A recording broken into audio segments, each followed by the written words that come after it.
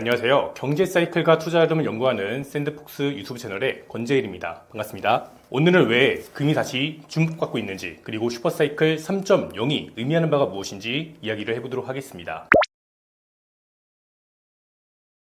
금이 왜 가치전환수단으로 불리고 있는지, 왜 돈이 되어 있을지, 이걸 먼저 봐야 될 것 같은데요. 우선 이 금 같은 경우는 지난 5천년 전부터 인류가 인정한 가치저장수단이에요. 변하지 않고 썩지도 않고, 그리고 나눌 수도 있고 희소하기 때문에, 그래서 이렇게 변하지 않고 이 가치가 유지가 되고, 그리고 많은 역사적으로 이제 금 같은 경우는 우리가 부의 수단으로서 많이 사용이 되었었습니다.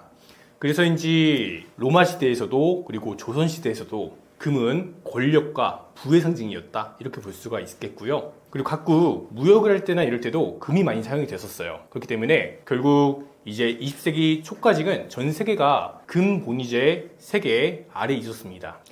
사실 이 금이라는 게 지난 50년 가까이 봤을 때 우리는 금과 분리된 사회를 살고 있지만, 그 전, 그러니까 반세기 전만 보더라도요, 우리는 금과 연동된 사회를 살고 있었어요. 그래서 금이라는 건 이제 금을 투자하시는 분들은 이제 금은 그냥 돈이야, 이렇게 부르기도 하고요. 과거 역사에서는 금과 은이 이런 역할을 했다고 보시면 될 것 같아요. 이 돈과 같은 역할을 했고, 현재에서도 이렇게 통화가 많이 불안정할 때, 국가의 통화가 불안정할 때 결국 금과 은을 사람들이 많이 찾고 있는 게 아닌가. 이건 어떻게 보면 인간의 유전자에 각인이 되어 있는 것 같습니다. 그래서 아무래도 이 금이라는 게 좀 우리가 거래를 할 때 불편한 단점이 있잖아요. 그렇기 때문에 우리가 전자상 거래를 하거나 이런 게 조금 더 활성화되기 때문에 금을 돈으로서 지금 사용하지 않는다. 그러나 앞으로는 사용될 잠재력도 있다. 일단은 이렇게 말씀을 드려보겠는데요. 우선은 이 금에 대한 역사부터 조금 더 설명드리면, 금의 시대의 사회, 그러니까 우리가 1944년도부터 이 브레튼 우드 체제로 이루어졌었고, 1971년도까지 금은 달러와 1트리온 수당 35달러로 고정이 되었었습니다. 그런데 1971년 닉슨 쇼크로 인해서 금 태환이 중단이 되었고, 금과 화폐의 연결성이 사라지게 되었는데요. 이때부터 금은 화폐로서 사용되는 게 아니라 화폐에 대한 신뢰의 보험이랄까? 이러한 수요로 나타나는 게 아닌가 싶네요. 과거 역사 속에서도 금의 시세는 장기 우상을 그리면서 그래프를 그려왔지만, 실질적인 금의 슈퍼사이클을 평가한다고 봤을 때 해당 금태환제를 종료된 시점으로 바라볼 필요가 있을 것 같습니다. 저는 이렇게 나누고 있습니다. 현재 금 슈퍼사이클 3.0이라고 말씀을 드리고 있는데요. 우리가 그전 인류 역사 속에서 금의 상승이 사실 큰 의미가 없다라고 봐요. 현대 통화 시스템에 의해서 금이 올라가는 현상들을 조금 더 집중적으로 봐야 된다고 생각을 하거든요. 그럼 현대를 기준으로 언제를 나눌 것이냐라고 봤을 때, 금액에 있어서 가장 중요한 사건은 1971년 닉슨 쇼크 이후이기 때문에 그 당시 닉슨 쇼크 이후로 바라봐야 된다고 보고 있고요. 해당 1971년 9년간의 이러한 스태그플레이션과 닉슨 쇼크로 인해서 발생되었던 25배 강세 현상이 있었고, 그리고 2000년대, 2001년도부터 2021년도 이때 아시아 외환위기 이후와, 그리고 2008년도에는 글로벌 금융위기가 있었죠. 이 당시에도 불황기와 그리고 통화량이 증가하는 사이클이 맞물려 왔고, 금의 시세가 약 7배 강세가 나타나기로 했었고요. 그리고 저는 이제 슈퍼사이클 3.0이라고 부르는 해당 기간인데요. 해당 기간에서의 회복기는 2016년도부터 발생되었고, 그리고 본격적인 상승 시기 2022년도부터 나타났다고 바라보고 있어요. 그래서 해당 바닥이 1트리온 수당 1650달러인데요. 여기서부터 한 4배에서 5배가량을 봤을 때 여전히 현재 시세에서도 약 2배 넘는 상승세가 아직 남아있다, 이렇게 바라보고 있어요. 각각의 슈퍼사이클 특징을 좀 말씀드려보면요. 자, 우선 이 책을 보면서 같이 말씀드릴게요. 여기 자료 화면 띄워드릴 거고요. 우선은 금액 같은 경우는 1971년도부터 80년대까지 글로벌 통화량이 증가하면서 올라가게 됐지만, 아무래도 경기가 불황이고, 그리고 통화량이 급속한 팽창 속에서 생산성이 저해되고, 그러니까 실질 성장이 많이 안 좋았다는 거죠. 그리고 경제 시스템에 대한 신뢰가 붕괴되었다. 이게 가장 중요한 요인인 것 같아요. 그러니까 신뢰 붕괴 요인이, 그러니까 우리가 사용하는 돈을 못 믿는 것 같아, 이러한 심리가 자극되었고, 화폐를 대신해서 어떤 거를 방어할 수 있을까, 이러한 수요라고 보시면 돼요. 그래서 안전자산에 대한 회귀 움직임이 발생된 게 금의 시세에 대한 근본적인 이러한 촉매제라고 저는 바라보고 있어요. 근데 중요한 게 1980년대부터 2001년도까지, 그러니까 금의 슈퍼사이클 첫 번째가 끝나고 두 번째가 나타나기 전까지 약 20년간 금이 굉장히 많은 낙폭세를 보였거든요. 약 70% 정도의 낙폭세가 보였고요.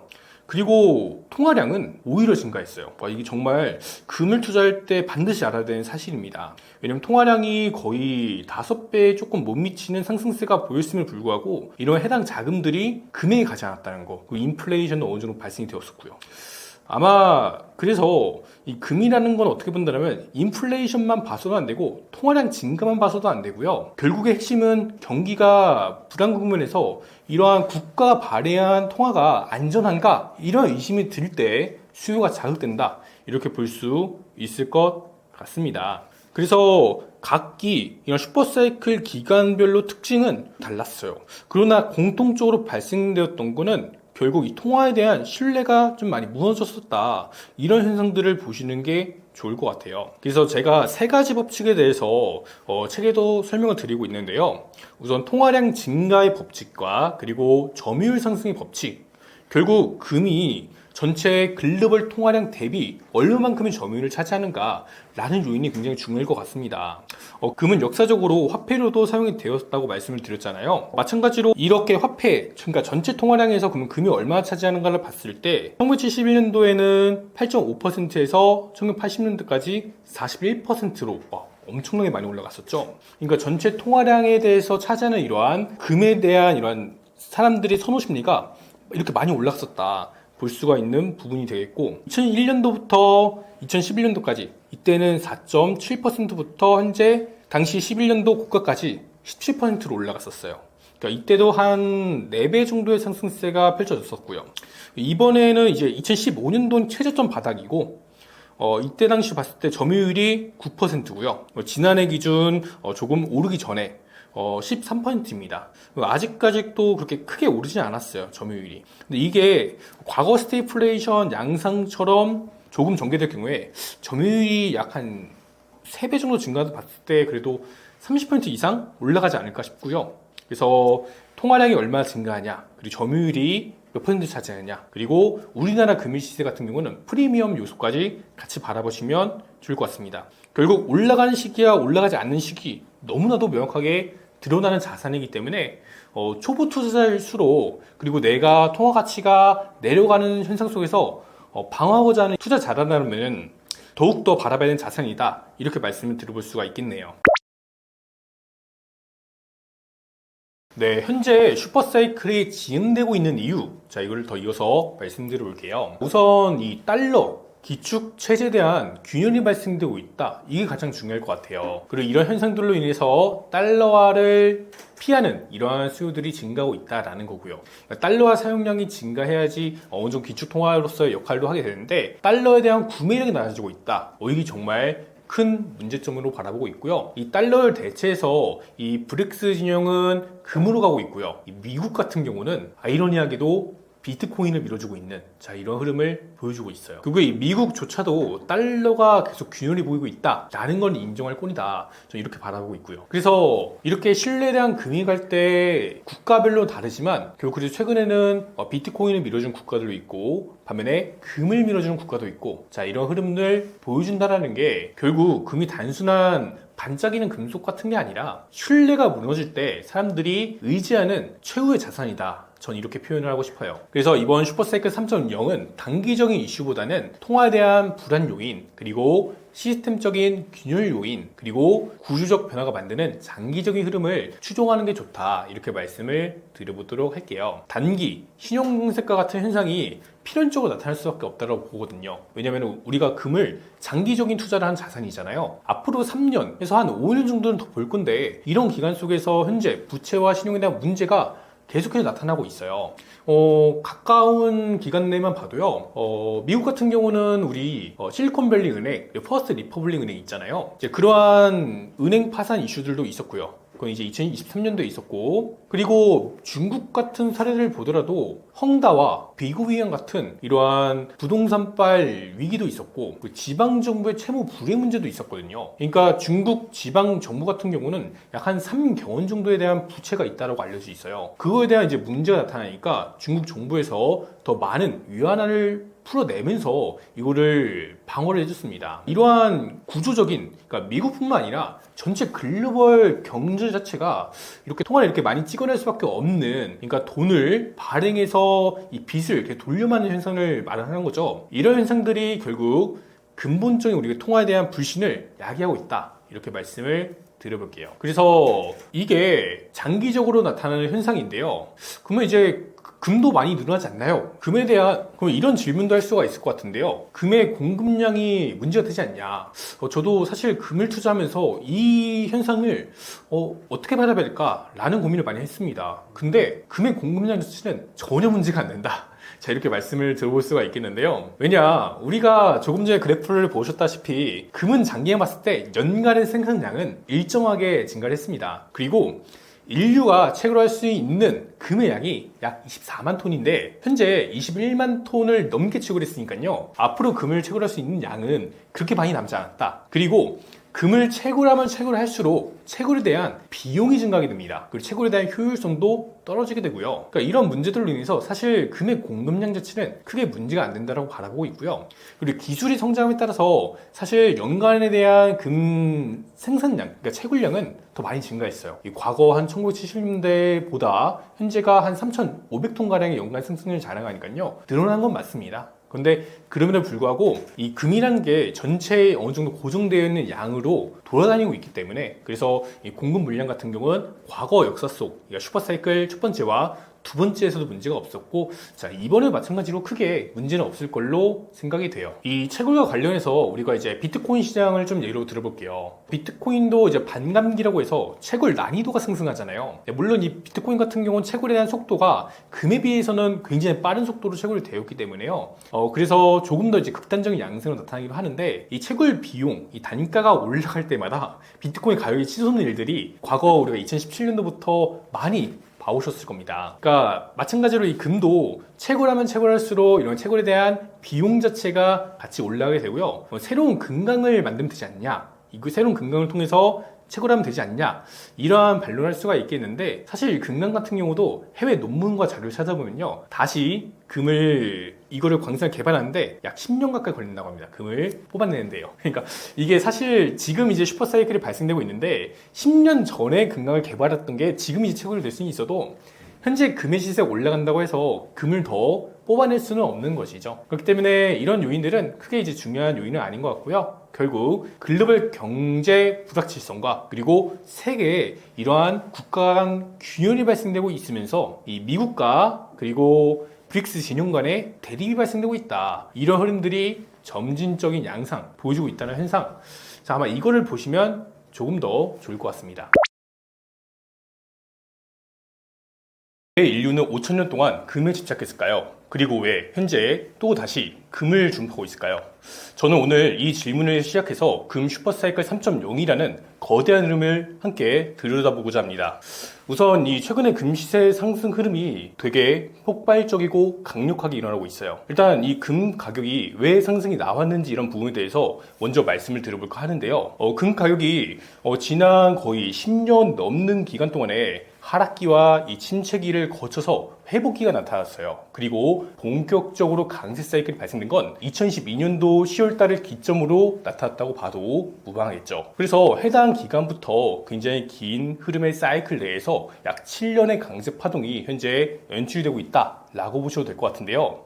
우선 이번 2012년도 10월 달부터 어떤 일이 있었는지 우리가 기본적인 맥락은 이해해야지 향후 대응 방향에 대해서 살펴볼 수 있겠죠. 우선 세 가지로 제가 말씀을 드려볼까 합니다. 첫 번째 상승은요, 글로벌 피벗, 전환 기대감이 맞물려서 상승이 나타나는 거예요. 그러니까 이게 무슨 말이냐 하면 2020년도 코로나 팬데믹 기간 동안에 글로벌 광의 통화량 자체가 약 한 40% 가까이 상승 흐름이 연출되었어요. 그러다 보니까 전 세계 물가가 치솟는 일들이 발생되었고요. 이 물가를 억누르기 위해서 각국 중앙은행들은 기준금리 인상 조치를 하게 됩니다. 근데 이게 금과 어떤 상관관계가 있냐라고 보면 사실 금은 이자가 없는 가치 저장에 대한 자산이기 때문에 다른 안전자산인 미국 채권과의 경쟁 구도로도 바라볼 수가 있을 것 같아요.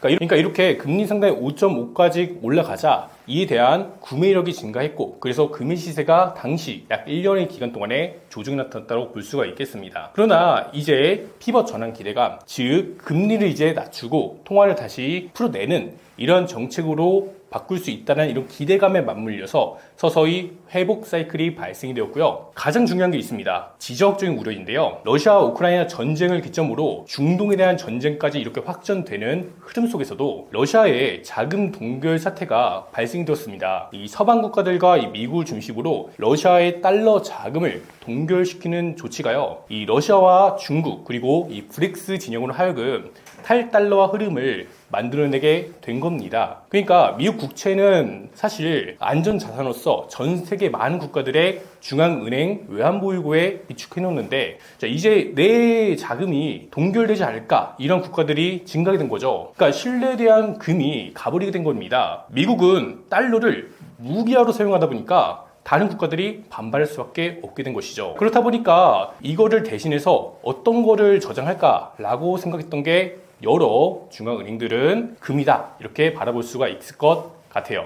실제로도 연간의 중앙은행 수요량이 약 한 2배 이상 상승했던 기점이기도 하거든요. 그전에는 약 300톤에서 600톤 가까이 중앙은행의 연간 수요가 약 2016년도부터 꾸준하게 들어왔다면 본격적으로 수요가 들어왔던 건 2022년도 부터 연간 약 1000톤가량의 수요가 들어왔습니다. 그 중심에는 중국과 러시아, 인도, 남아프리카 공화국, 그리고 그 외에 수많은 국가들이 함께 포함이 되어 있고요. 그러니까 이렇게 막대한 자금들이 금으로 불리다 보니까 금의 회복도 서서히 나타나면서 본격적인 강세가 임박했음을 우리는 알 수 있었습니다. 그리고 당시 기술적 분석의 커브 앤 핸들 패턴이 형성이 되었었는데요. 해당 커브 앤 핸들 패턴은 장기간 약 20년 가까이 형성된 패턴으로 기술적 분석에서 확률적인 추론을 가능하게 해줍니다. 특히나 해당 패턴에서 수요가 정확하게 들어오면서 돌파 흐름이 나타났기 때문에요. 이전 변동성보다 약 3배가 더 높은 상승 흐름이 나타날 수 있음을 알 수 있는 부분이 되겠습니다. 그래서 해당 기점 돌파 기점으로는요, 이 아래 레인지로 가격이 내려가기는 아마 어렵지 않을까, 저는 이렇게 바라보고 있습니다. 자, 이제 두 번째 이유를 알려드릴게요. 본격적으로 이제 커브 앤 핸들 패턴이 발생되면서 돌파 흐름이 나타난 거예요. 그러니까 해당 패턴이 돌파 흐름이 나타난 순간부터 거래량이 막대하게 실렸기 때문에요,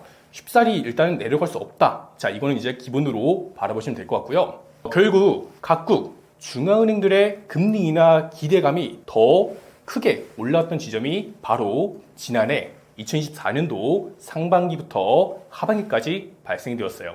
그러니까 돈에 대한 이자율이 낮아지다 보니까 금에 대한 구매력이 어떻게 되죠? 네, 맞습니다. 상승합니다. 그래서 금에 대한 구매력이 상승하다 보니까 여기서 금가격이 상승이 더 가파르게 나타났던 효과들을 보였어요. 그래서 지난해 6월 달부터 유로존을 하여금 금리 인하 조치를 먼저 단행했고, 미국 같은 경우는 경기 침체 우려감이 맞물려서 실제로 100bp, 그러니까 1%의 금리 인하를 단행하게 됩니다. 다음으로 세 번째 상승 이유인데요. 올해 들어서부터 굉장히 지정학적으로 이상한 현상들이 발생되고 있죠. 네, 트럼프 대통령이 취임하고 관세 전쟁이 발효가 되면서 불안감은 더욱더 커지게 된 것입니다. 그 전까지는 많은 국가들이 미국 채권을 많이 사주고, 그리고 미국으로부터 흑자를 냈었어요. 그러나 이제 관세 전쟁을 발효가 됨에 따라서 다른 국가들은 이제 미국으로부터 자본을 뺏기는 이런 효과들이 보이게 되는 것이죠. 그러니까 미국 채권을 다시 사줘야 되나라는 이런 의구심이 들 수밖에 없고요. 친미 국가들인 유로존 국가들조차도 미국에 되게 강력히 반발하는 그런 효과들을 보이고 있어요. 그래서 실제로 미국 기업에 대한 불매 운동까지 펼쳐지게 되었고요. 자, 이렇게 불안감이 증가하면서 금에 대한 수요가 증가했다, 자, 이렇게 볼 수가 있겠는데, 자, 이렇게 미국과 친하게 지내고 교육을 하던 국가들도 돌아서는 양상들을 보이는데, 자, 반대로 브릭스 국가와 아세안 국가들, 자, 이런 연합체들은 달러화를 더욱더 사용할 이유가 없어지게 된 것입니다. 그래서 금의 상승세가, 그래서인지 대체 자산으로서 금에 대한 수요가 증가했다, 이렇게 볼 수가 있겠는데요. 자, 그러면 이렇게 2년간 많은 상승세를 그려왔고 실질적으로 정말 좋은 구간에 있어야 되는 게 맞는데 자, 올해 들어서 굉장히 이상한 흐름들이 보여주고 있죠. 올해 상승 후에 금값의 낙폭세가 나타났었어요. 자, 이거 왜 그랬을까요? 제 생각에는 사실 금값은 올해 단 한 차례의 급락세도 발생되지 않았습니다. 그럼에도 국내 시세 등락폭이 굉장히 커졌었죠. 자, 우선 두 가지 이유를 말씀드려볼까 하는데요. 자, 첫 번째 이유로는 프리미엄의 상승이 있었습니다. 자, 우리나라 시장은 KLX 시장에 금 수요가 막대하게 몰려들었고 국내 금 잔량보다 수요가 급속도로 들어오면서 자, 우리나라의 프리미엄 현상이 높게 껴있었던 것이죠. 매도자는 미래에 올라갈 기대에 따라서 판매를 하지 않고 구매자는 잠재적으로 폭증하다 보니까 순간적으로 기대감까지 반영되어 갖고 우리나라의 시세가 약 30%의 김치 프리미엄이 형성되었어요. 언론이나 군중 심리의 선전선동 효과로 인해서 프리미엄이 수개월간 지속되다가 공급이 다시 원활하게 풀리고 순환되게 되면서 정상적으로 복귀하게 된 것이죠. 사실 이 미국 시세, 그러니까 우리는 금가격을 볼 때 이 미국 시세를 보는 게 가장 좋은데요. 왜냐면 전 세계적으로 가장 금이 활발하게 돌아다니는 건 이 미국 시세를 기준으로 하기 때문이에요. 자, 이제 우리나라로 이제 수입을 해오는 과정 속에서 수입량도 변목 현상이 발생되다 보니까 자, 아무래도 이런 현상들로 인해서 프리미엄이 꼈었다. 자, 이렇게 볼 수가 있겠고, 자, 이제 금이 다시 돌아오면서 원래대로 시세가 형성되게 된 것이죠. 자, 그리고 두 번째 영향이에요. 달러 환율의 조정 흐름이 발생되었습니다. 자, 이게 결국 트럼프의 관세 전쟁에 의해서 미국 달러와의 신뢰 문제가 발생되게 된 건데요. 이 트럼프 대통령이 관세 정책을 펼치자 어제 미국으로 하여금 반발되는 이런 국가들이 달러화를 탈피하는 그런 현상들로 인해서 달러 자금들이 이탈되는 자, 이런 현상들을 보였습니다. 자, 그렇기 때문에 달러 환율의 이 조정세 그리고 원화 강세가 단기적으로 맞물리면서 우리나라의 금 시세가 조정이 발생되게 된 것이죠.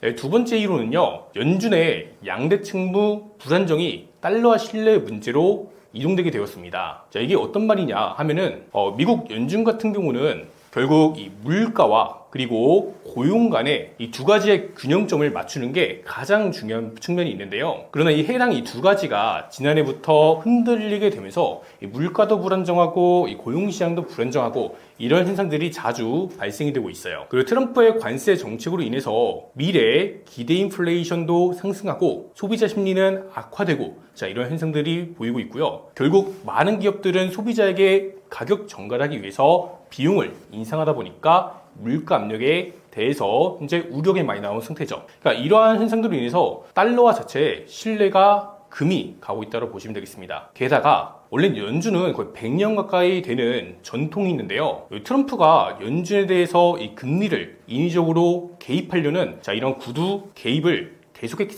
때문에 여기에 대해서 아마 미국에 대한 신뢰가 좀 많이 하락하지 않았을까라는 생각을 해볼 수가 있겠습니다. 그래서인지 3대 신용평가사 중 하나인 무디스 같은 경우는 미국의 신용등급을 한 단계 강등되게 되기도 했고요. 사실 이러한 신용등급 강등의 문제는 미국 국가 부채에 대한 문제 때문이에요. 왜냐하면 현재 미국 국가 부채는 36조 달러고요. 그에 대한 이자 비용만 한 해에 1조 달러거든요. 와, 이자 비용이 1조 달러라니 되게 높은 수치입니다, 이거. 왜냐면 미국의 한 해 국방비가 이제 1조 달러. 그러니까 우리가 흔히 천조국이라고 불리잖아요. 그러니까 1조 달러가 안 되는 자, 그러한 비용을 한 해 미국 국방비로 사용하고 있는데 그거를 초과하는 게 미국 국가 부채에 대한 이자 비용입니다. 자, 근데 이거를 정상적으로 상환할 수 있고 그리고 국가 부채가 낮아질 수 있다라면은 문제가 되지 않을 수 있어요. 또는 경제가 폭발적인 성장을 해서 부채가 높더라도 이걸 상쇄시켜줄 만큼의 성장이 견인된다면 결국 GDP 대비 국가 부채가 낮아지기 때문에 괜찮을 수 있거든요. 근데 현재 문제가 성장도 굉장히 정체가 되고 가파르게 위아래로 GDP의 데이터도 나오고 있다는 점이죠.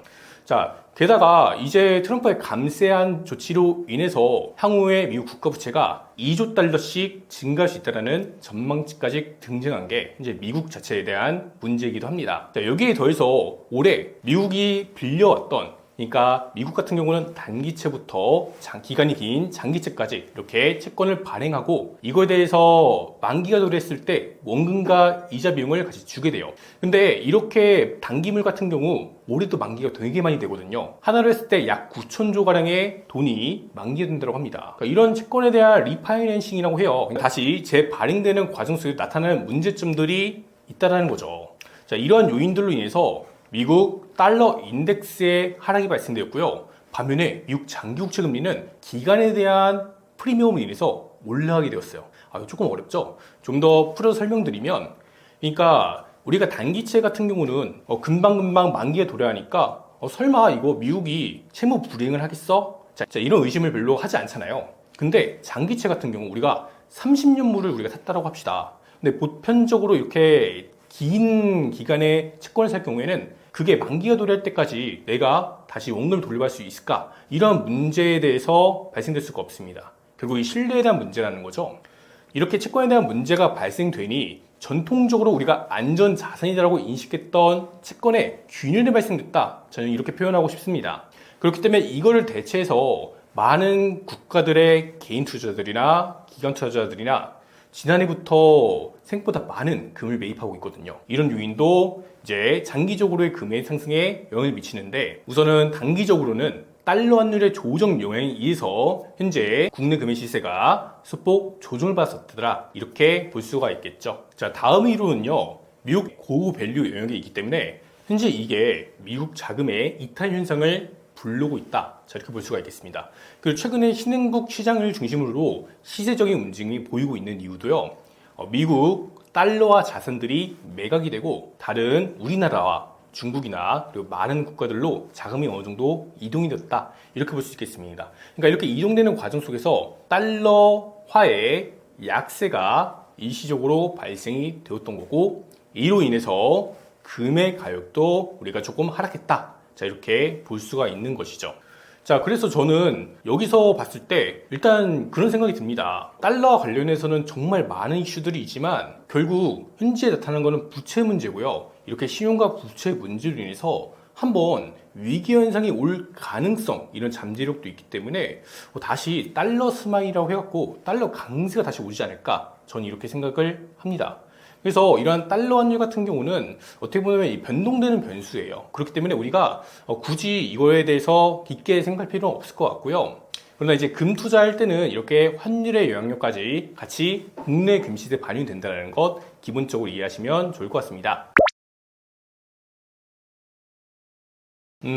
올해 금값이 어디까지 올라갈까요? 참 이거 어려운 질문이긴 한데요. 우선은 최근에 프리미엄이 형성되면서 한돈에 약 65만 원까지의 금시세 형성이 되었었어요. 근데 제 생각에는 이 프리미엄이 형성된 이러한 그 비이성적인 수요가 맞물렸다 있는 구간까지는 당장 회복은 조금 어려울 걸로 생각됩니다. 우선은 이 금의 시세 같은 경우는 국내 요인보다 이 미국과 그리고 글로벌적인 요인을 보셔야 되는데요. 일단은 달러 표기로 움직이기 때문에 자, 이런 현상을 보시면 되겠습니다. 일단은 금의 시세는 대부분 ETF나 그리고 뉴욕 상품거래소 이 선물 시세 기반을 통해서 움직이기 때문에 그래서 굉장히 이게 중요하겠다, 이렇게 보시면 되겠고요. 그리고 우리나라 시세도 해외 LBMA 인증을 받은 스위스, 호주, 미국 등 정제소에서 수입을 해오기 때문에 미국 달러 표기 시세로 구성이 되어 있어요. 일단은 해외 시세가 중요하고 해외에 대한 이슈가 중요하다고 말씀을 드렸는데요. 금 시세의 경우 최근에 트럼프의 관세 정책과 관련해서 연준의 정책 기조에 따라서 민감하게 반응한 특징이 있어요. 그리고 현재는 트럼프의 관세 장세다, 이렇게 보시면 되겠고, 조금 더 길게 나열해서 올해 시세를 봤을 때 거기에 연준이 금리나 몇 번에, 이게 가장 중요하다고 생각합니다. 우선 이 트럼프 관세 부분에 대해서 살펴보면요, 연방 법원의 상호 관세가 철회가 되었어요. 그리고 이거에 대해서 다시 이의를 제기하고, 그래서 이거에 대해서 약간 불명확한 환경 속에 있는데요. 자, 이건 아무래도 해방의 날 관세에 대해서 법적으로 잠시 중단시킨 것이기 때문에 일단 이거는 논외로 보고, 최근에 유럽 관련해서 철강과 알루미늄에 25% 관세에서 50%로 인상했습니다. 자, 이런 게 아무래도 유럽 국가들로 하여금 반발을 일으킬 수 있게 되고, 그래서인지 금에 대한 선호심리도 올라갔을 가능성이 높다라고 보고요. 그리고 이런 관세 정책이 계속 장기화되고 피로가 누적될수록 미국 자산에 대한 신뢰도 자체도 많이 낮아질 수밖에 없게 돼요. 그리고 변동성도 커질 수밖에 없게 되고, 그렇기 때문에 이에 대해서 조금 더 리스크가 적은 자산들로 대형 자금들이 이동할 가능성이 높고, 그래서 최근 몇 거래일간 보면은 금과 그리고 은의 시세가 서서히 반응을 하고 있더라고요. 그래서 단기적으로 본다라면은 시세가 그래도 한 돈에 한 60만 원 선까지 회복할 가능성은 있지만, 우리가 이 프리미엄을 꼈던 65만 원까지 당장 올라가는 건 조금 어려울 것 같고요. 근데 장기적으로는 좋기 때문에 우리가 조금 더 장기적인 현상을 보시면 좋을 것 같습니다. 그리고 이렇게 무역 갈등이 재점화되고 글로벌 경기 침체 우려감이 확산이 되고 불확실성 자금들이 이동함에 따라서 금이 구조적으로 올라갈 수밖에 없는 환경이 발생이 되었다는 거, 이 점을 기억하시면 좋을 것 같습니다. 최근에는 리스크 오프 흐름으로 변화되고 있는데요. 제가 계속 강조드리고 싶은 건 그거예요. 금이라는 거는 장기 시계열을 추종합니다. 그리고 앞으로도 최소 3년, 그리고 길게는 약 한 5년 가까이 시세가 분출될 날이 남아있기 때문에 너무 당장 급하게 서둘러서 매수를 해야겠다? 저는 이거는 조금 신중해야 된다고 바라보고 있어요. 그래서 왜 그러냐? 통상 부채 사이클 주기 막판에 일어나는 게 금의 시세적인 첫 강세 사이클이기 때문이에요. 그리고 해당 국가의 채권 시장 문제가 나타날 경우에 최근에 이제 달러 인덱스가 조정받고 국채 금리가 올라가고 이런 현상들이 더 많은 은행들의 손실을 자극할 수가 있게 됩니다. 그리고 기업들도 더 어려운 환경으로 갈 수가 있기 때문에 이런 신용과 부채에 대한 문제들로 인해서 채무 불이행하는 기업들과 그리고 은행들이 생길 가능성이 생기되고요. 아마 저는 그래서 이러한 부채에 대한 문제 시즌이 한번 나타나지 않을까 싶기 때문에, 그래서 조금 더 긴 시기를 봐야 된다, 이렇게 말씀을 드려볼게요. 우선 장기적으로 금은 절대 끝나지 않았다, 이렇게 말씀을 드려볼게요. 우선 이 금의 강세 사이클을 과거 역사를 보면은 1차 상승기와 그리고 2차 상승기로 나눠볼 수가 있겠는데요. 우선은 1971년도 금태한제가 폐지된 이후로 1차 상승기가 끝나고 약 2년간의 조정이 처음 있었고요. 그리고 그 다음 강세 시즌에서는 1차 상승기가 끝나고 약 1년 가까운 조정기가 발생이 되었었어요. 그러면 이제 현재는 어떻게 될까라는 걸 보면은 통화에 대한 불확실성과 이 스태그플레이션에 대한 진입이 이제 시작 단계일 수 있기 때문에 조금 더 장기 시계열을 추종해야 되고, 스태그플레이션으로 진입하는 경로 속에서 경기 침체와 인플레이션 중 경기 침체에 대한 우려감이 더 강하게 시장에 압박될 수 있기 때문에 이런 현상을 보면 좋을 것 같습니다. 경기 침체가 발생된다는 건 시장의 자금들이 굉장히 타이트해짐을 의미해요. 금에 대한 문제가 있어서 금이 조정을 받기보다는 경기 침체가 발생되었을 경우에는 단기적으로 달러에 대한 강세 그리고 엔화에 대한 강세가 나타나기 때문에 이러한 구간에서 시세적으로 일시적인 조정과 횡보 기간이 발생될 수 있는 거고요. 그래서 제가 거듭 말씀드리지만 신용 문제로 인한 시장 자금 긴축이 발생될 요인이 생각보다 크기 때문에 이런 현상들을 같이 대비하면서 더 장기 시기를 보시면 좋겠다고 말씀을 드려봅니다. 그리고 과거 이 스태그플레이션이 왔을 때 금의 시세가 1971년도 닉슨 쇼크, 그 전에 금은 1트리온스당 35달러로 고정이 되어 있었는데요. 이게 풀려나고 나서 금의 시세는 1트리온스에 35달러부터 폭발적으로 올라가면서 약 25배 상승이 나타나게 됩니다. 그래서 실질적인 금의 상승률은 1944년도부터 1980년대까지 올라간 건데요. 해당 스태그플레이션 기간 동안에 이렇게 금이 묶였던 거를 제외했을 때 보게 된다면 약 한 10배 가까이 상승이 나왔던 게 아닌가, 이런 생각을 해볼 수가 있겠는데요. 우선 이 스태그플레이션이라는 단어가 정말 중요해요. 이 경기가 불황기에 돈이 늘어나니까 실질 구매력은 감소하고 글로벌 통화가 불확실성한 가운데 금에 대한 수요가 증가하는 경로를 밟는 것이다, 이렇게 볼 수가 있습니다. 그렇기 때문에 앞으로 스태그플레이션이 얼마나 강도로 올까라는 부분도 중요할 것 같고요. 이 과거 스태그플레이션 시기보다는 현재 경제의 펀더멘털 자체가 높기 때문에 그렇게 강하게 오진 않더라도 이렇게 스태그플레이션에 대한 진입하는 것 자체만으로도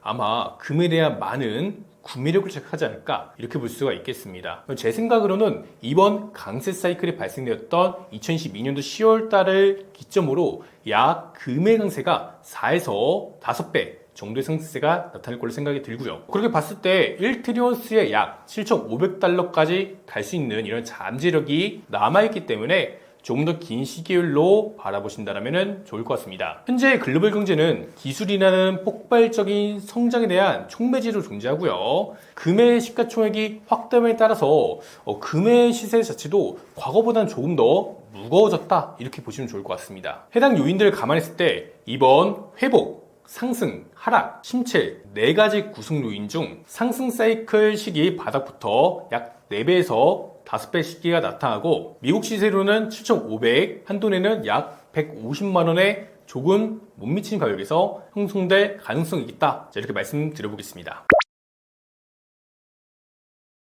우선 향후 금가격이 가장 중요하게 바라볼 거, 우선은 저는 그렇게 생각합니다. 미국 연준의 금리 정책 방향 전환 여부예요. 우선은 이 연준 의원들도 되게 모호한 스탠스를 현재 기조로 가고 있어요. 이게 무슨 말이냐면은 트럼프의 관세 정책으로 인해서 인플레이션이 얼마나 오를지, 또는 소비에 대한 둔화세가 얼마나 나타날지, 이거에 대해서 사실 가늠하는 게 정말 어렵거든요. 나타나고 나서 알 수 있는 요인들도 있기 때문에, 그래서 연준이 과연 어떤 걸 포기할까, 이런 부분이 굉장히 중요하다고 봅니다. 만약에 경기가 냉각되는 거를 살리기 위해서 금리 인하 조치를 한다면 금액에는 굉장히 호재성을 다가올 수 있고요. 만약에 여기서 그냥 냉각되고 부채에 대한 문제가 나타나는 걸 먼저 터트리고 그 다음에 나중에 더 성장을 견인시키겠다, 이런 선택지를 보인다라면, 그러니까 즉 인플레이션을 잡기 위해서 정책을 펼친다라면은 사실 금의 시세가 더 불안정해지고, 그리고 그로 인해서 조금의 좀 조정과 행보는 발생되겠지만 경제에 대한 불확실성과 문제가 나타나고 난 이후에 아마 완화적인 정책으로 가지 않을까요? 그렇기 때문에 저는 2차 강세가 더욱더 좋게 나타날 거라고 보고 있고요. 가장 중요한 거는 결국 연준의 금리 정책 방향 여부라고 봅니다. 일단은 트럼프 관세 같은 경우는 결국에 미국의 무역 적자로 인해서 장기화가 될 수밖에 없는 부분이고, 자, 이거는 계속해서 변화가 되겠지만 실제로 우리가 모두 다 컨트롤할 수 없는 부분이고, 결국에 미국의 문제는 무역 적자와 재정 적자이기 때문에 이런 무역 적자 측면에서는 장기화될 가능성이 높다, 이렇게 보기 때문에 결국 중요한 건 그걸로 인한 데이터고, 결국 이 데이터를 보는 연준의 정책적인 결정이 되겠다, 이렇게 말씀을 드려봅니다. 그래서 올해 굉장히 중요한 부분은 정치적인 약간 불확실성도 많이 있고요. 이게 관세 정책과 글로벌 경기 침체 유발 우려가 있다는 부분들이 상당히 우리 시장에 있는 리스크적인 요인이 아닐까, 이렇게 말씀을 드려보겠습니다. 그리고 이제 장기적으로, 그러니까 제가 금 1트리온스에 7,500을 바라보고 있는데요. 장기적으로 보면 금의 슈퍼사이클이 끝나가는 지점에서 어떤 일이 발생될까? 이거를 지금 당장 우리가 알 수 있는 부분은 아니지만 어느 정도 유추해 본다면요. 최근에 빅테크 기업들이 이제 뭐 AI도 많이 출시하고, 그리고 올해 하반기부터는 이제 휴머노이드 로봇도 나타나고 있고요. 이제 공장에서 일을 하게 되고, 그러니까 이러한 요인들이 기술이 굉장히 빠르게 성장하고 있잖아요. 결국 이 금액에 중요한 건 경제가 성장하냐, 후퇴하냐, 이 요인이고요. 금은 경기 후퇴기에, 그러니까 많이 어려울 때 올라간다라고 보시면 되는데, 어려울 때 보통 중앙은행들이 통화를 많이 풀기 때문에 그거에 대한 수요가 금으로 이동한다, 이렇게 보시면 될 것 같아요.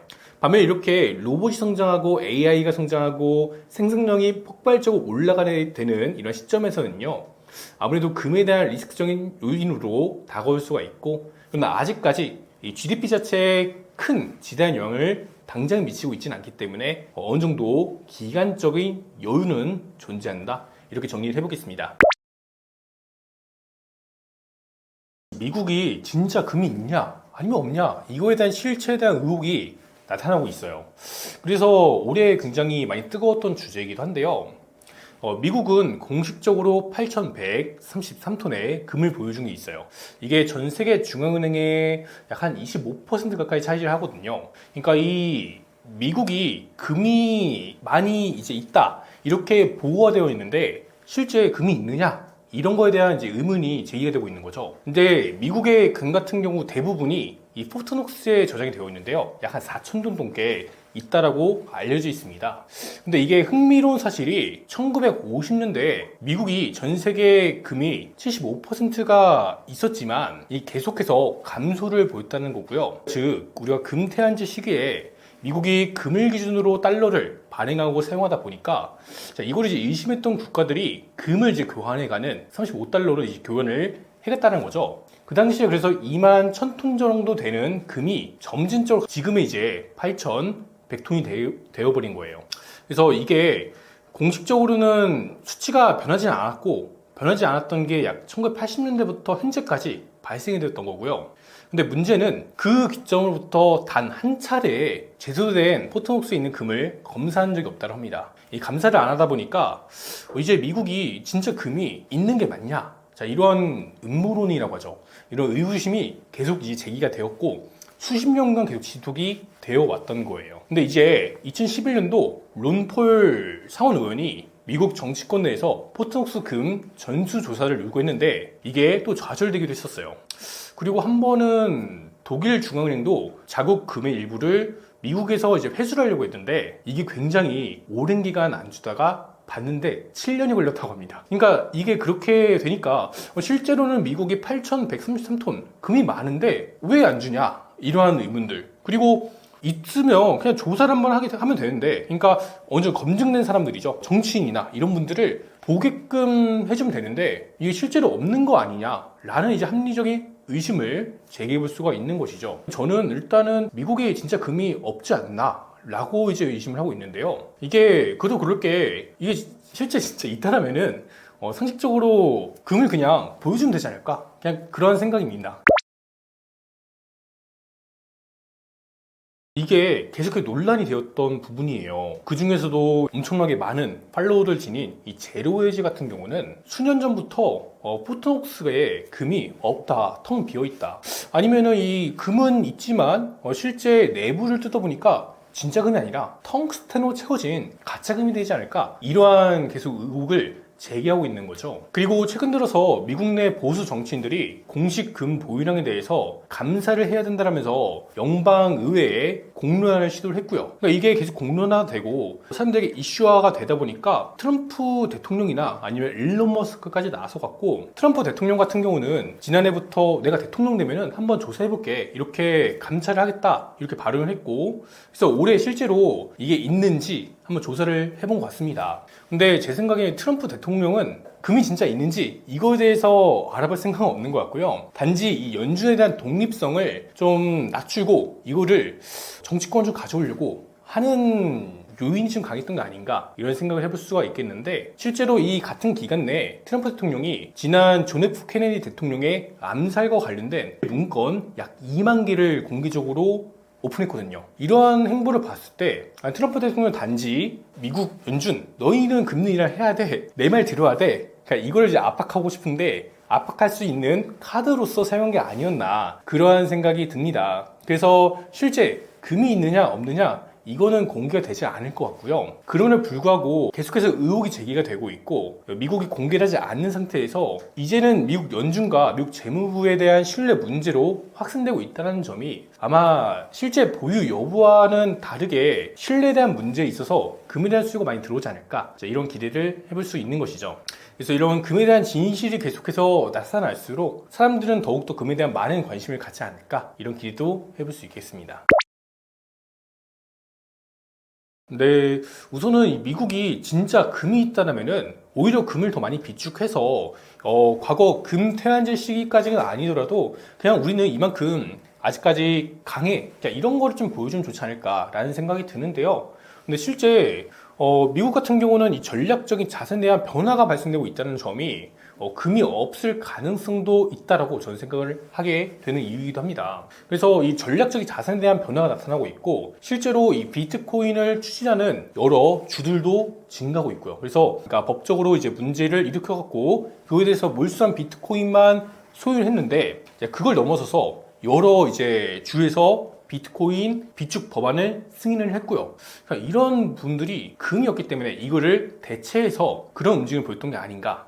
그래서 미국 같은 경우는 이 금으로부터 조금 벗어나려고 이제 기술과 결합된 비트코인을 좀 많이 밀어주는 게 아닌가라는 생각이 듭니다. 그럼에도 불구하고 금이라는 건 변하지가 않아요. 금은 고정되어 있고 우리가 만질 수 있고 또 이렇게 액세서리처럼 착용할 수도 있고요. 그래서 이 비트코인이 된다고 해서 금이 없어지는 것도 아니고 금이 뜬다고 해서 비트코인이 사라지지 않는 것처럼 저는 이거를 별개로 보자 이렇게 바라보고 있습니다. 그래서 미국 같은 경우는 이 비트코인 쪽을 많이 밀어주고 있지만 반대로 이제 브릭스 국가들이나 아니면 많은 개인들은 여전히 금을 많이 선호하고 있고 이게 안전하다. 그리고 차이점을 보면은 금 같은 경우는 굉장히 느리고 안정적인 자산인 반면에 비트코인 굉장히 위험하면서 이제 가치 저장에 대한 역할을 하려고 지금 준비 중에 있는 것 같아요. 그래서 이런 차이점 정도 있다 말씀드릴 수 있겠습니다. 조금 전에 말씀드렸다시피 저는 일단은 밀려날 수 없다 이렇게 봅니다. 일단은 미국이 아무리 비트코인을 전략적인 자산으로 밀고 있다고 하더라도 그냥 금은 금일 뿐이고 비트코인은 그냥 비트코인이다 이렇게 바라봅니다. 그래서 요즘에는 사실 저도 이제 유튜브를 하고 바라보는 입장에서 비트코인 러들은 뭔가 금에 대해서 경쟁 구도로서 가고 싶어하는 그러한 양상들이 많이 보이긴 하거든요. 근데 전혀 좀 상관이 없지 않나. 비트코인도 물론 이제 가치 저장으로서의 이제 수요가 들어온다 이런 개념으로 저도 받아들이고 있는데 그럼에도 불구하고 이거는 사실 글로벌 통화 대비 금의 지위와 비트코인 지위를 봐야 되지 금이 뜨고 이제 비트코인이 떠서 이제 금이 물러나고 그런 관계는 좀 아닌 것 같아요.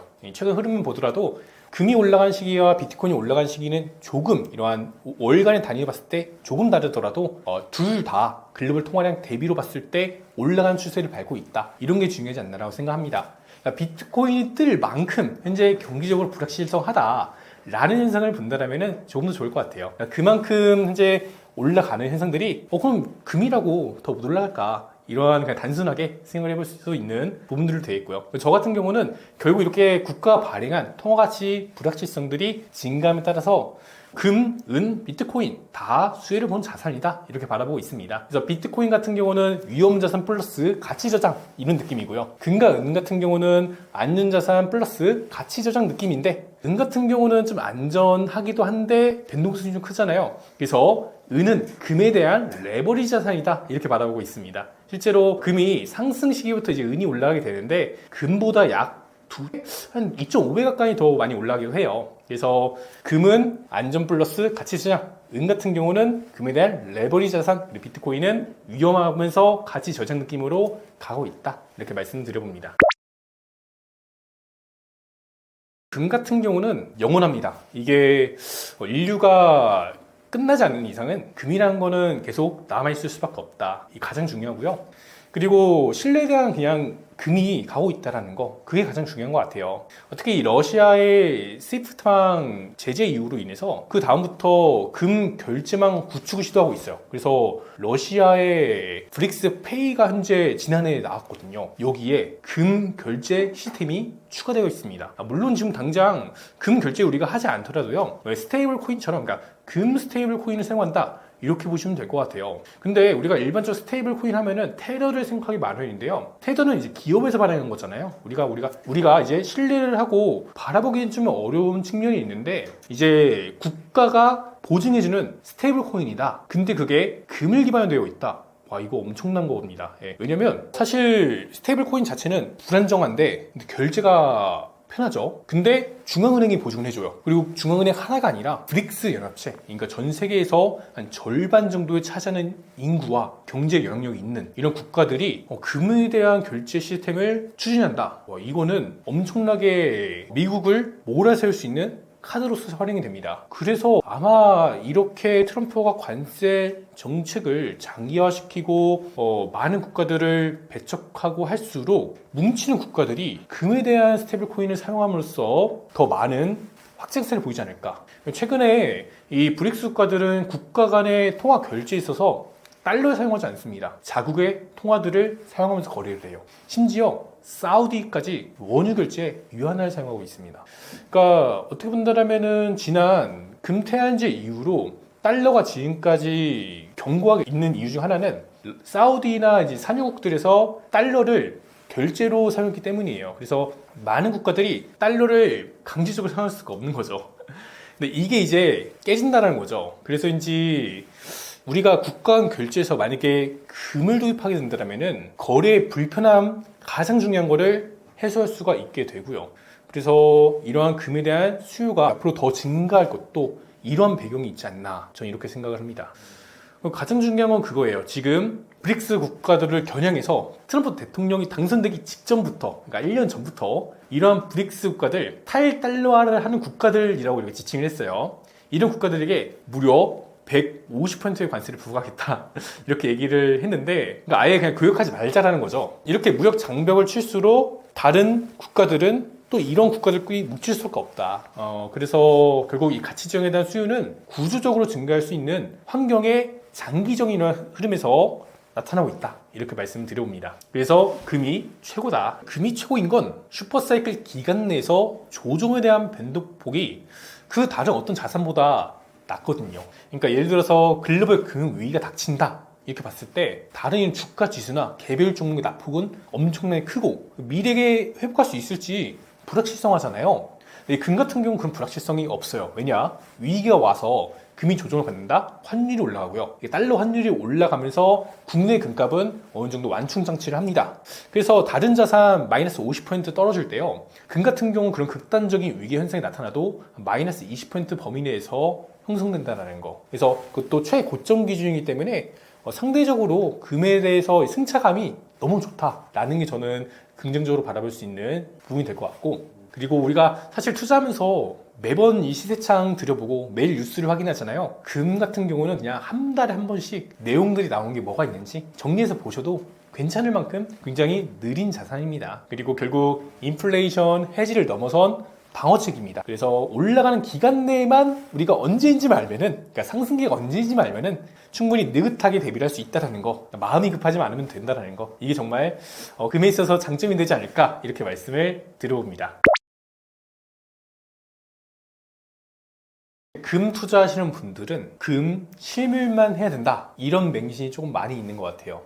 사실 좀 조심스럽긴 한데, 저는 이 실물만이 아니라 뭐 이제 ETF나 또는 KRX 이런 쪽으로도 상당히 관심 갖는 것도 나쁘지 않다라고 보거든요. 제가 말씀드리고 싶은 건 너무 과도하게 금 투자하면 무조건 실물해야 돼, 이런 약간 강박에 가까운 얘기들이 좀 많이 들려오고 저로서 좀 많이 듣기 때문에 이런 부분들에 대해서 좀 많이 안 좋은 부분이 아닌가 이런 생각을 합니다. 통상 그래서 판매를 하시는 분들이 시세를 실제보다 속여서 이렇게 높게 전망하는 경우나 호객행위하는 경우도 덜어 있는 것 같긴 해요. 그래서 이게 좀 많이 아쉽다고 생각하는데, 최근 국내 프리미엄이 무려 30%나 꼈던 상황에서도 또 과한 매수가 나타나는 현상, 이런 거는 오히려 좀 조심해야 되지 않을까라는 생각을 하는데, 아무래도 이런 식으로 이제 실물을 반드시 사야 된다라는 맹목적인 믿음들이 좋지는 않다고 생각을 합니다. 그래서 반드시 실물만이 정답도 아니고요. 우리가 이제 다양한 투자 방법들이 있기 때문에, 그리고 투자 시기를 우리가 정할 수 있기 때문에 좀 긴 흐름에서 보시면 좋겠다는 말씀을 드리고자 합니다. 아무래도 이 정보의 비대칭이 있어요. 제가 이제 금 투자를 거의 3년 가까이 바라봤지만 사실 매번 정보도 새롭게 들려오기도 하고요. 요즘 저도 이제 모르는 정보들이 새롭게 입력되는 경우도 있어요. 그러니까 이게 정보가 사실 이제 막 보시는 분들은 아직 모르는 내용들을 많이 있을 수밖에 없는 게 당연하고요. 이렇게 모르는 이런 정보의 비대칭을 이용해서 아무래도 보통 일반 투자분들이 올라갈 때 많이 구입을 하시더라고요. 그래서 국제 시세, 환율, 세금, 유통 마진 이런 거에 대한 구조도 잘 모르기 때문에, 그래서 사지 말아야 될 기간에 무리해서 사는 이런 좀 호객행위가 많이 보이기 때문에 상당히 이런 부분들은 아쉽고 스스로가 좀 조심하셔야 된다, 그런 말씀을 드려볼 수 있겠습니다. 금 같은 경우는 느려요. 그리고 올라갈 때는 시적으로 천천히 월간 흐름선상에서 올라가기 때문에 시세적으로 좀 횡보나 좀 조정을 받고 사람들이 조금 소외됐을 때, 그럴 때 매수하는 편이 좋다라고 바라봅니다. 그리고 이제 다음으로는 우리가 흔히 대공황이나 뭐 이런 경제 위기가 도래했을 때 과거 100년 전에는 금을 실제로 몰수한 사례들도 존재를 했습니다. 특히 이제 미국의 1933년도 이때 당시에 은행이 약 일주일 동안 자금이 다 동결된 사태들도 발생이 되었었거든요. 그러니까 그 당시에서는 우리가 일반적으로는 통화를 풀어내는 경제에서는 은행이 무너져도 대부분의 돈을 다 돌려받을 수 있습니다. 근데 그 100년 전 대공황 기간에서는요, 금 이상의 통화를 찍어낼 수가 없었던 그러한 선택지를 정책 위반자들이 했었기 때문에요. 그래서 금도 몰수하고 내 돈도 은행에 예금해놨던 거를 못 돌려받는 그런 일들이 발생되었었거든요. 근데 그걸로 인해서 이제 KRX 시장이 저는 가장 금 투자기에는 개인 투자를 봤을 때 가장 효과적이라고 보는데, 그거에 대해서 이제 금이 몰수될 수 있지 않느냐, 그런 얘기들도 상당히 많이 들려온 줄 알고 있습니다. 그러면서 이제 금 실물만이 정답이다, 이런 맹목적인 믿음은 좀 좋지 않다라고 바라보는 측면이 존재하고요. 그래서인지 금실물 반드시 이 유리한 측면이 존재합니다. 그러나 이 장단이 각각 있기 때문에 이것만이 정답이야 이렇게 놓고 바라보기보다는 각자의 상황 속에서 내가 어떤 목적성을 투자하는지 한번 생각해 보시는 것 정도 좋다고 말씀을 드려봅니다. 일단은 이 KRX 시장에 대해서 조금 말씀드리면 우리나라가 만약 경제위기가 많이 닥쳤을 때 KRX 시장이 몰수가 될까? 라고 보면은 사실 KRX 시장이 몰수될 정도라면은 다른 부동산이나 다른 주식이나 다른 것도 몰수되지 않을까? 저는 그렇게 생각하거든요. 그러니까 그런 상황은 거의 발생될 위험이 거의 제로에 가깝다. 현대사회에서는 저는 이렇게 바라보고 있고요. 그래서 아무래도 금에 대한 이 소유권은 개인에게 존재하고요. 정부가 이를 법적 근거 없이 임의로 몰수할 경우에 헌법상 재산권 침해에 소송이 발생될 수밖에 없기 때문에 비상 금융 조치로 인해서 KRX 금시장이 일시 중단이 발생될 가능성이 있을 수 있겠죠. 그러나 이거를 이제 못 돌려받는다. 이건 좀 너무 나간 생각일 수 있겠다. 이런 말씀을 드려봅니다. 그래서 만약에 이러한 극단적인 상황이 발생됐을 때 매도 주문이 잠시 중단되는 현상이 발생될 수 있어도 국내 실물 금액 프리미엄 현상이 끼면서 어느 정도 괴리감이 또 발생될 수는 있어도 못 돌려받는 일은 발생되지 않을 것이다. 이렇게 말씀을 드려봅니다. 과거 그리고 우리가 대공황 같은 사례도요. 금 투자하시는 분들은 그러한 리스크도 같이 놓고 오히려 대공황이 오면 좋을 수 있겠다 이렇게 생각하는 경향이 많이 있는 것 같아요. 근데 대공황도 유형이 두 가지가 있거든요. 인플레이션형 대공황, 그러니까 독일형 대공황이 있고 디플레이션 대공황, 미국형 대공황이 있는데 현대사에서는 보통 이렇게 대공황은 발생되지 않지만 우리가 개발도상국이 아닌 이상 발생될 수는 없지만 발생된다고 하더라도 인플레이션형 대공황으로 갈 수 있기 때문에 그래서 이런 현상이 발생되더라도 크게 금에 대해는 부정적으로 다가오지 않는다는 거. 그러나 우리가 어떤 대공황이 발생될 수 있을지 그런 것 정도 생각하시면 좋을 것 같습니다. 저는 경제위기가 충분히 반복적으로 오게 되고 이거는 올 수 있다고 생각하지만 그게 대공황으로 이어지거나 그럴 리는 없다. 향후 30년 가까이는 문제가 없기 때문에 그래서 우리가 실물만을 쫓는 거는 좀 어려울 수 있고 그냥 같이 유연하게 바라보시는 게 좋지 않을까 이런 말씀을 드립니다. 결국엔 실물만이 답이라고 하지만 반은 맞고 반은 틀리다. 그래서 실물 같은 경우는 전쟁이 나타나거나 아니면 재난이 나타나고 그런 리스크가 있거나 아니면 국가 대공황으로 인해서 시스템이 붕괴가 되거나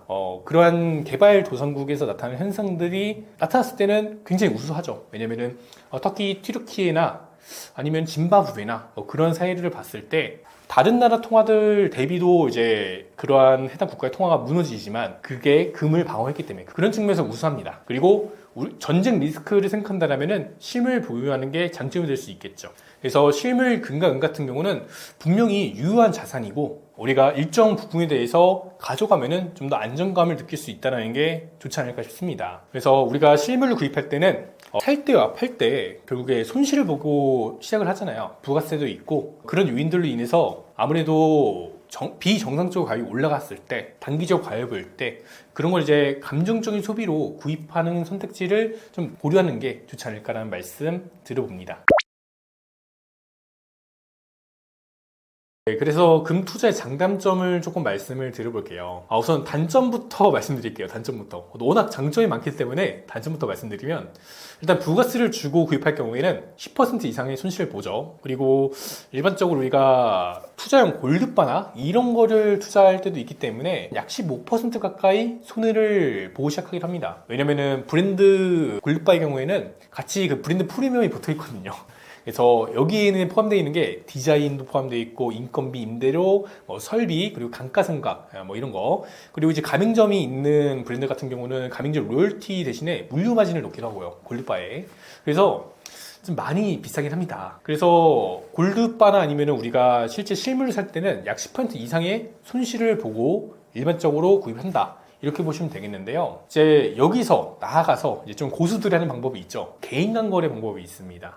아니면은 우리가 종로 가서 뒷금을 거래하거나 이제 그렇게 사는 경우도 있고요. 그러니까 뒷금을 이제 쉽게 말해서 부가세를 없이 금을 구입한다라고 보시면 됩니다. 조금 이따 같이 말씀드리겠지만 그런 부분에 있어서 나중에 우리 현금이 대량으로 입금되거나 아니면 또는 개인 간 거래를 알선하는 건 플랫폼에서 판매를 하던가 했을 때 세금적인 문제가 추가적으로 발생될 수 있다는 거. 왜냐면 우리가 그거에 대해서 증빙을 해야 되잖아요. 또 그래서 이 개인 간 거래 같은 경우는 최근에 반복적 지속적인 거래에 대해서는 5천만 원 초과 시에 유통 차익세에 대해서 10%에 대한 세금을 스스로가 그거를 국세청에다가 신고를 해야 됩니다. 그리고 이 세금이란 건 소득이 있는 곳에 세금이 있는데 사실 금이 돈이긴 한데 이게 아이러니하게도 우리나라에서 이 법이 이렇게 되어 있고 상당히 많은 국가들이 다 이렇게 세금을 물리더라고요. 그래서 투자를 할 때 조금 더 우리가 사기 좋았던 방법이 개인 간 거래인데요. 우리가 흔히 말해 이제 중고나라, 당근마켓 이런 거 있죠. 그래서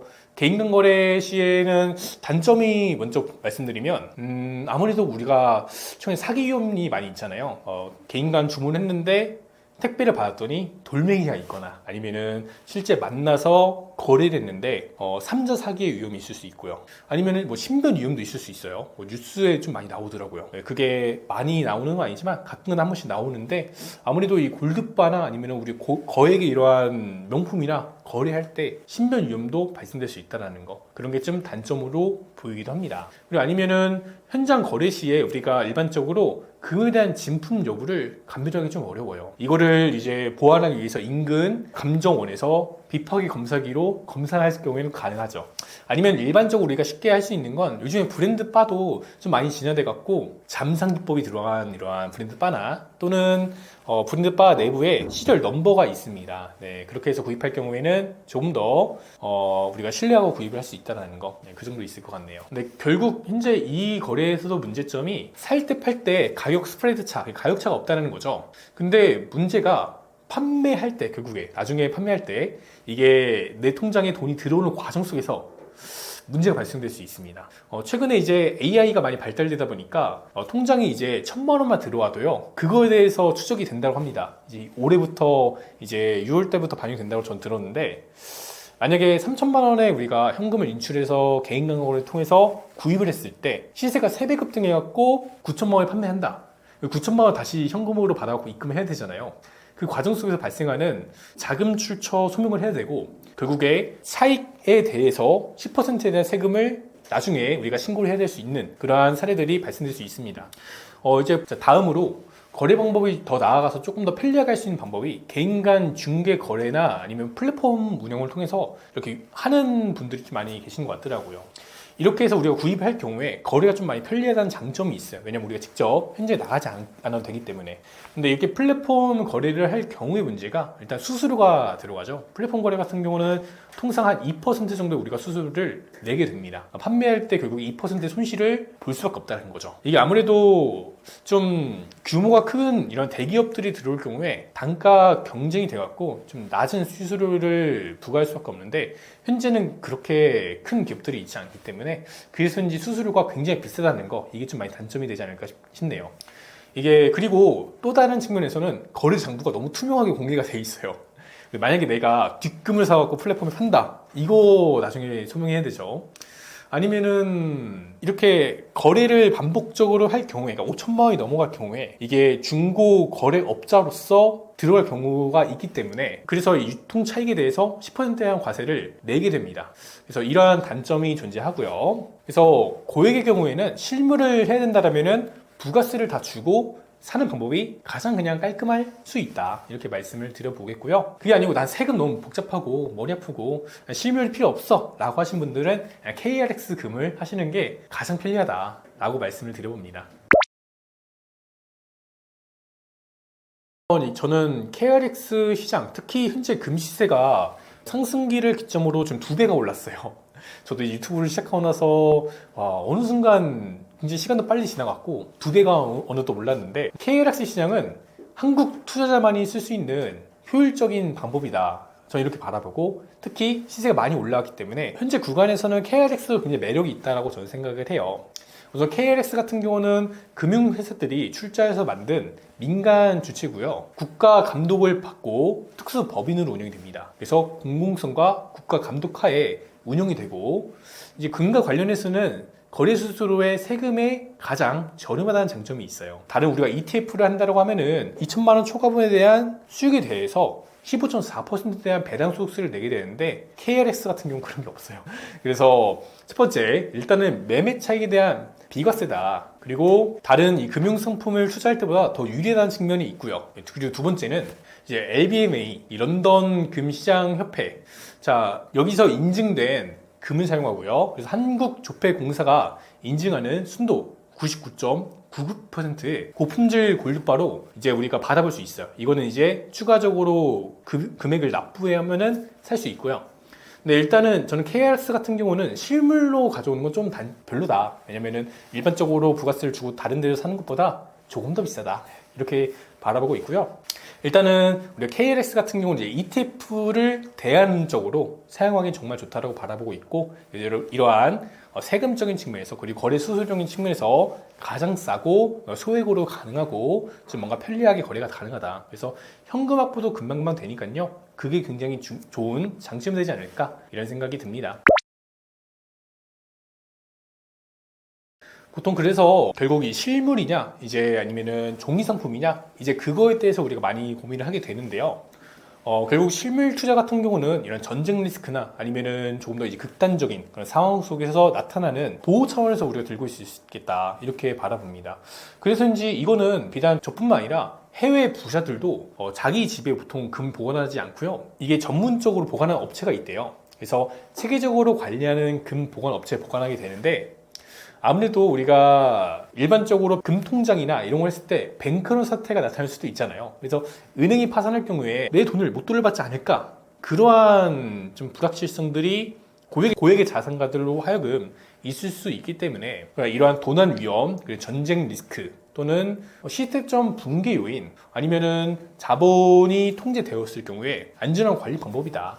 이렇게 생각해서 이제 실물 금을 많이 하시기도 하고요. 그리고 아까 전에 말씀드렸다시피 2013년도 실리콘밸리 은행 해당 은행 파산 사태 이후로 은행 시스템에 대한 건전성 악화 그리고 인식에 대한 변화가 발생되면서 이제 부자들도 실물 금을 사갖고 도난 위험 때문에 자기 집에 보관하는 것도 아니고 다른 나라에 보관을 하는 선택지로 가는 추세이기도 합니다. 그래서 대표적으로는 스위스, 싱가포르, 홍콩 이런 데 보관한다고 하고요.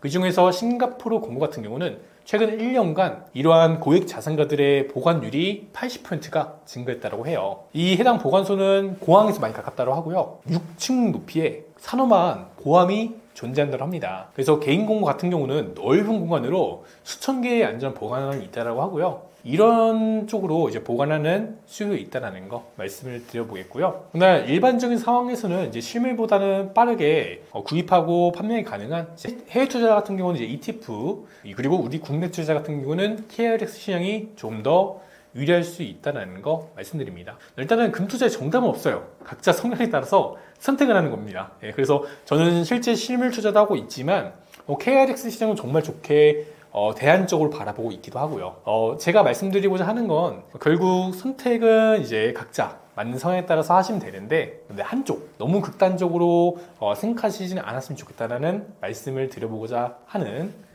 생각입니다. 네, 우선은 이 금 투자라는 게 금만 바라보시는 분들도 많이 계세요. 실제로 이제 좀 연배가 좀 많이 있으신 분들 중에서는 금 애호가분들이 되게 많거든요. 이 금이라는 게 왜 그럴까 보면은 일단 금으로 망한 사람은 없다.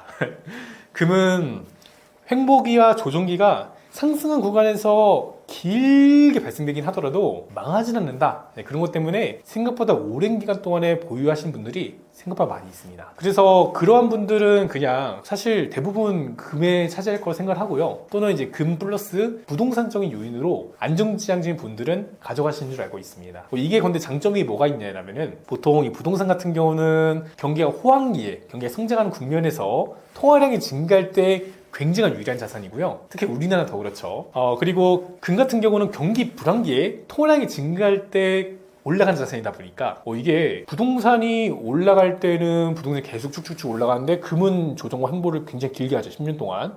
근데 금이 올라가는 시기에는 부동산 불안정한데 반면에 금이 계속 올라가 주니까 이게 서로 통화를 방어를 하고 있는 거예요. 이 부동산, 땅이나 이런 것도 방어가 되고 금도 같이 방어가 되니까요. 그래서 완전 나는 투자 잘 모르겠고 그냥 안전하게 가고 싶어 하신 분들은 부동산과 금 이거 그냥 두 개만 보셔도 되지 않을까. 또는 어느 정도 현금성 자산까지 달러와 엔화 이런 쪽으로도 같이 바라보는 것도 현재 구간에는 좋을 것 같습니다.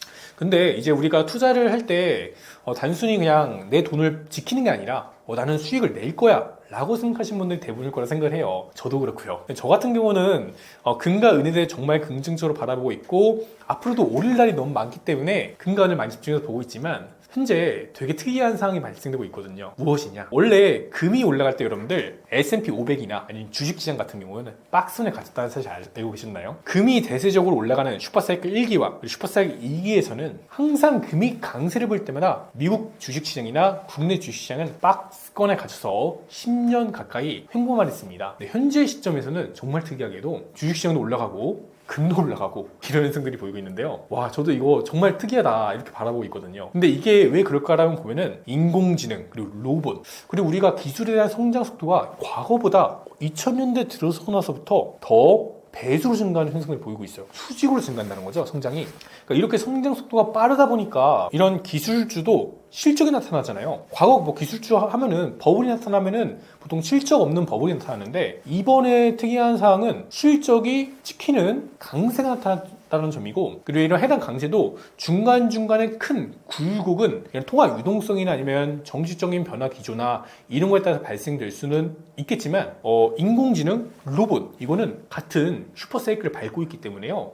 같이 바라보시는 것도 좋을 것 같습니다. 또는 이제 우주 뭐 이런 것도 있겠죠. 그래서 이러한 여러 가지 산업의 성장이 실제로 발생되고 있으면서도 경기가 침체되는 현상들이 같이 발생되는, 그러니까 양극화가 발생되고 있다 이것도.